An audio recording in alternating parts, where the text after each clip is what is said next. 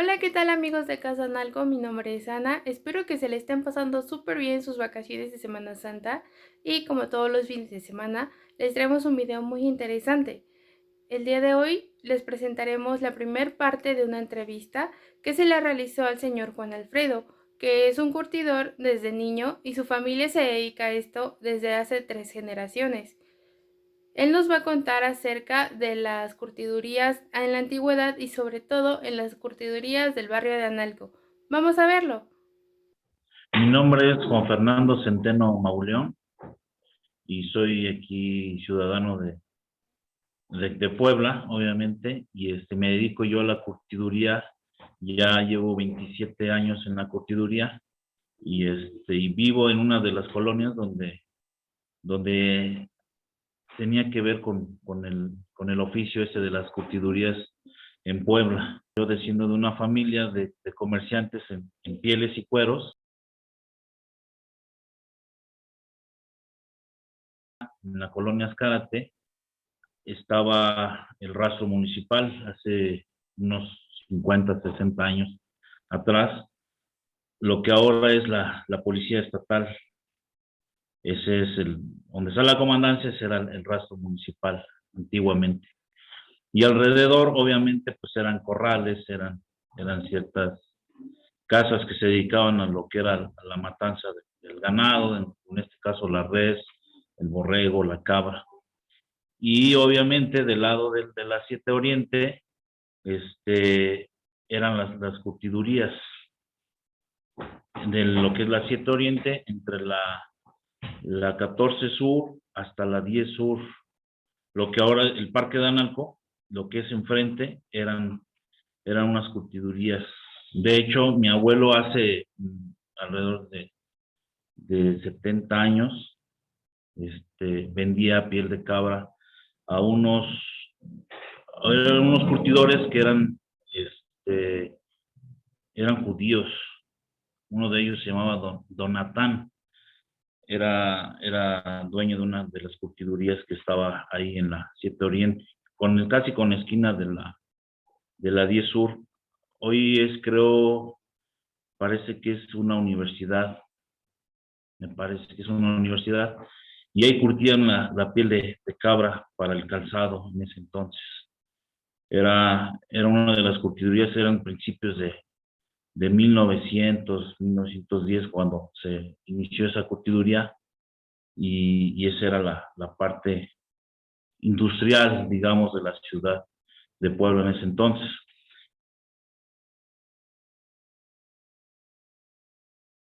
En ese entonces las curtidurías eran tan importantes porque lo que era el calzado, se curtía también el cuero de res para lo que era silla de montar. Se utilizaban también lo que eran las correas para los guaraches, que era entonces, pues se manejaban lo que era, pues ese tipo de calzado, porque la zona no era tan habitada. Venían personas de otros pueblos cercanos, de Atlisco, de Amozoc, de lo que era parte de Tlaxcala. Venían a comprar el cuero para hacer los guaraches, las correas, las riendas de los caballos. Todo eso envolvía lo que eran las curtidurías. Y también se utilizaban para las minerías, ¿no? Había gente de Aguascalientes que venían aquí a comprar el cuero para las riendas de las mulas en ese entonces, para que jalaran las carretas llenas de escombro de las minas, y sacando todo lo que era lo del cobre, lo de ciertos metales que se utilizaban, la plata en ese entonces también.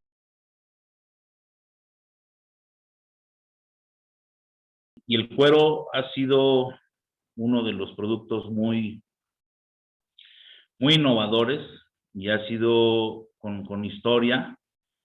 Considero que la curtiduría es el oficio más antiguo de todos, ¿no? La curtiduría, obviamente, se manejaban productos, o se utilizaban hojas, se utilizaban grasas de animales, se utilizaban cortezas de árbol, hasta la fecha se siguen utilizando, ¿no? Algunas cortezas. Y en sí, bueno, es un tema muy general, donde las curtidurías aquí en Puebla fue un centro comercial, el cuero.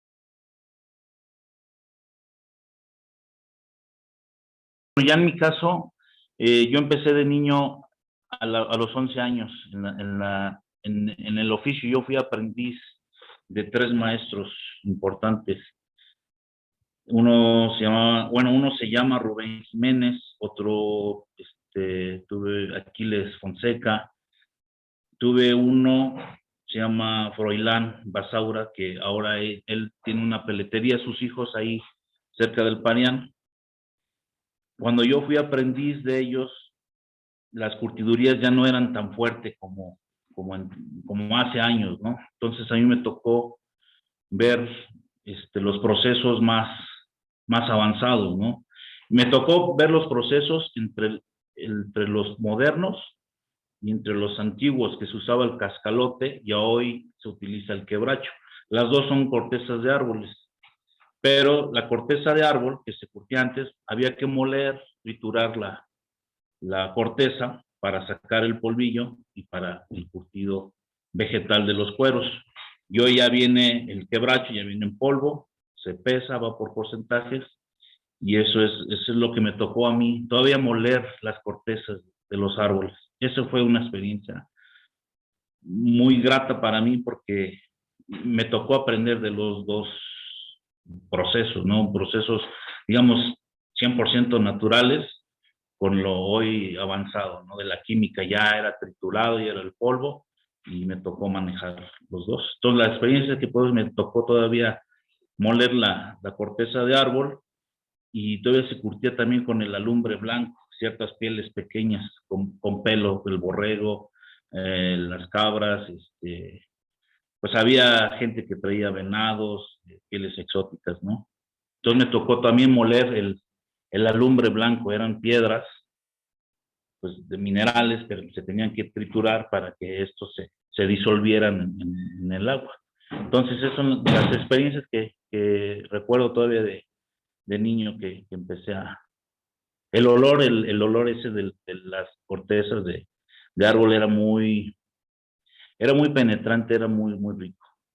O sea, las cortezas tenían resinas, tenían olor a veces de madera vieja, y ese era el de los aromas que recuerdo.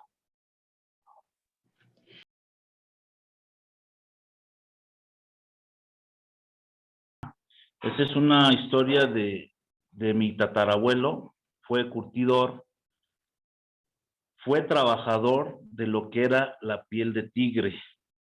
Esa curtiduría estaba lo que es el centro de convenciones, la Plaza San Francisco.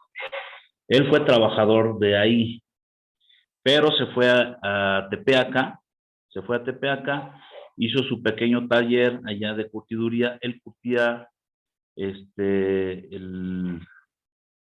la gamuza para las chaparreras, se utilizaban para las chaparreras de los charros, sacaba una piel que se llamaba el tañiz, que utilizaban antiguamente las novias, cuando se casaban, bueno, así cuando el vestido de novia, utilizaban antes el guante del tañiz, era una piel de cabrito, muy delgada, muy suave, y utilizaba la novia en ese entonces, el guante blanco. Antes se casaban con guantes, ¿no? La novia era era un vestido muy elegante, y obviamente la novia pues distinguía ese tipo de guantes suaves, digamos como ahora sí como los cuentos, ¿no? Eran las princesas, ¿no? Y utilizaban ese tipo de guantes, el tañiz se llamaba. Entonces, ese tatarabuelo tuvo una hija que se dedicó al comercio de las pieles. Esa hija se dedicó a la compra-venta de pieles en crudo, ahí en Tepeaca. Conoció otro curtidor que es de aquí de Puebla, que es mi bisabuelo, Manuel Centeno, Él era curtidor, se casa con esta persona, con mi bisabuela. Él siguió esa tradición. Ahí en Tepeaca, trabajaba ya con su papá y tuvieron 11 hijos. Entre ellos, el que hoy es mi abuelo, José Centeno Reyes. Él está en Tepeaca con 101 años de edad, que todavía vive. Y él le tocó aprender con su papá a curtir cabras, pero se dedicó más al comercio de las pieles, a la compra-venta. Entonces este abuelo empezó a hacer comercio con la compra-venta y se iba a León, se iba a México, venía aquí a Puebla a vender las pieles. Y obviamente pues ya nació mi papá, mi abuelo tuvo 13 hijos, y mi papá, el tercer hijo de su familia. Bueno, se dedica también a lo mismo, al comercio de las pieles y a la compra-venta, y obviamente todo el mundo se relacionaba con las curtidurías. Y entonces, pues obviamente, pues ya nací yo, crecí, de niño, a los 9, 10 años, acompañaba yo a mi papá a las curtidurías. Él se asoció con un compadre, Mario Bartolomé, que tenía una curtiduría en la 15 Oriente y la 36, parece que es 36 Sur, atrás del Parque Ecológico. Entonces, ahí se curtía la baqueta. Entonces se asoció con él y entonces yo iba con mi papá y empecé. Él me decía, quédate aquí para que los clientes que vengan, tú les vendas el cuero, va por kilo, en ese entonces valía 50 pesos el kilo de baqueta, se vendía por kilo. Y entonces yo recibía a los clientes, un niño de 9 años, recibía a los clientes, les pesaba la hoja, recibía yo el dinero y en la tarde ya iba por mí. En esa tenería conocí a dos maestros, Alfonso Bartolomé y Ernesto Luna. Ellos eran los maestros, los que aplicaban el químico, el que movían los cueros, el que prendían los tambores. Los tambores hoy son las máquinas donde se introducen los cueros y trabajan a base de un motor, como una tipo lavadora. Entonces hace que ahí penetraban los químicos. Entonces, como yo me aburría y hasta la hora de mi salida, que eran las 5 de la tarde, pues en ese tiempo de las 10 de la mañana a las 5 de la tarde, pues me ponía yo a jugar ahí en la tenería y los maestros hacían sus trabajos independientes de la baqueta, curtían mucho el borrego de lana. Entonces, yo observando y preguntando, empecé con eso, con mi papá, que fue mi papá quien me metió en ese rollo. Entonces, ahí fue como aprendí con ellos, empecé a aplicar así empíricamente la, la técnica, ¿no?, de la curtiduría, en la prueba y error. A veces me salían pieles duras, a veces me salían pieles sucias, pero conforme eso iba yo aplicando, iba yo mejorando mi técnica con la práctica, hasta que aprendí.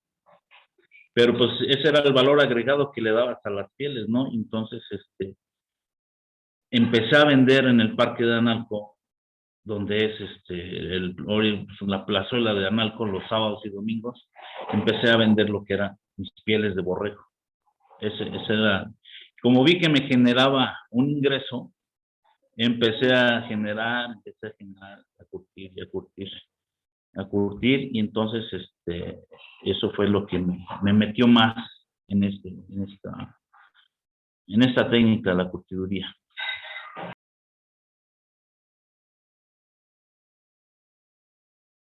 Antes de llegar al establecimiento, a las tenerías, el olor, el aroma de la cal y la grasa de los cueros de res llamaba la atención de una a dos calles a distancia antes de llegar. Eso era lo que me llamaba la atención. Entonces, conforme conforme te ibas acercando al lugar, al establecimiento, el olor empezaba más intenso, un olor a cuero. Ese olor a cuero es súper inolvidable. Siempre, siempre era la mezcla de esos de químicos, la cal, el quebracho, lo que es el, el aceite mineral. No sé si usted tenga la experiencia de oler una chamarra de piel. Ese tipo de olor, ese tipo de aroma, pero era más intenso, mucho más intenso. Eso era lo que llamaba más la atención. Y obviamente al entrar, pues veías, por un lado veías los cueros amontonados listos para ser cortados en mitades, porque se cortaba la res en mitad, a través del lomo se cortaba el cuero, se hacían las hojas, y por otro lado las máquinas, ¿no? Los tambores, eran, pues eran unos monstruos donde le cabían cerca de 400 cueros de res. Entonces, el ver trabajando esas máquinas era sorprendente. El ruido de los engranes, el ruido de las máquinas, el cómo azotaba el cuero adentro y el de los paletos. Era un tanque, es un tanque que tiene por dentro una como media luna, o sea, es un tanque como media luna. Se introducían los cueros a través de cal y sulfuro y tenían unas aspas arriba, en la parte de arriba. Se metían los cueros con esa solución para el pelambre y trabajaba. El ruido ese de las aspas, o sea, era muy impresionante porque rebotaba el agua y salpicaba y los cueros se movían y el olor ese que despedía era muy interesante, ¿no? En ese proceso del pelambre era, pues, obviamente era quitar el pelo a los cueros, ¿no? Entonces todo eso llamaba la atención. Por un lado los cueros, los tambores trabajando, el paleto, los aromas, incluso los aromas son los que llamaban mucho la atención.